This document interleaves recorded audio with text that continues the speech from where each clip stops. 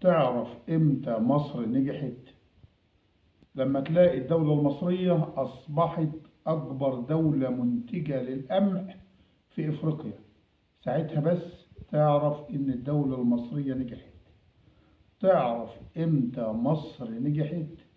لما تلاقي الأمن والأمان بيعم على أرجاء البلاد، من شمالها لشرقها، من جنوبها لغربها. تعرف امتى مصر نجحت؟ لما تلاقي الرئيس عبد الفتاح السيسي أصدر أوامره بإسقاط ديون الفلاحين في مصر. ساعتها بس تعرف إن الدولة المصرية ماشية على الطريق الصحيح.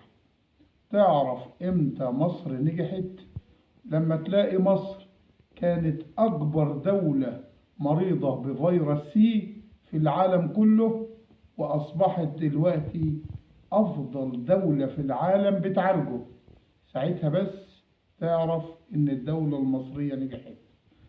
تعرف إمتى مصر نجحت؟ لما تلاقي الرئيس عبد الفتاح السيسي حقق حلم الرئيس جمال عبد الناصر والرئيس أنور السادات والرئيس محمد حسني مبارك وكل المصريين بدخول النادي النووي وإنشاء محطة الضبعة النووية. تعرف إمتى مصر نجحت؟ لما تلاقي مصر زرعت 4 مليون فدان ولسه بتزرع وهتستصلح تاني من أجل المواطن المصري. تعرف إمتى مصر نجحت؟ لما تلاقي الجيش المصري امتلك حاملات الطائرات والرافال والفرقاطات والغواصات وأصبح واحد من أقوى جيوش العالم. ساعتها بس اعرف إن الدولة المصرية نجحت. تعرف إمتى مصر نجحت؟ لما تلاقي الدولة المصرية أنشأت 19 مدينة جديدة ولسه هتنشئ المدن من أجل المواطنين. تعرف إمتى مصر نجحت؟ لما تلاقي صادرات مصر الزراعية بتغزو العالم كله، وإيرادات مصر من الصادرات الزراعية فاقت إيرادات قناة السويس. ساعتها بس اعرف إن الدولة المصرية ماشية على الطريق الصحيح ونجحت. تعرف إمتى مصر نجحت؟ لما مصر أنشأت محطات إنتاج الكهرباء تعادل 15 مرة ضعف إنتاج كهرباء السد العالي. تعرف إمتى مصر نجحت؟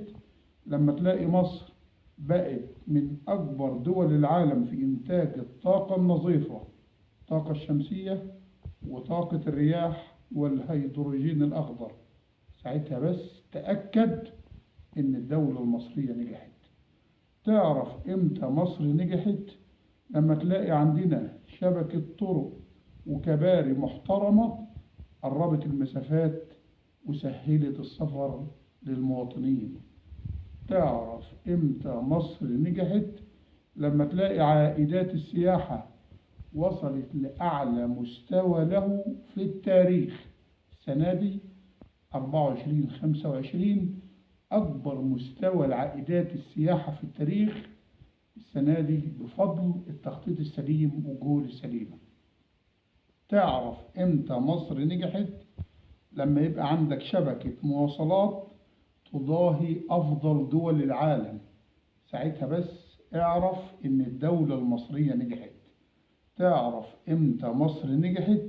لما تلاقي الأجهزة الكهربائية وأجهزة التليفون بتغزو أسواق دول الخليج والدول الإفريقية ومكتوب عليها صنع في مصر.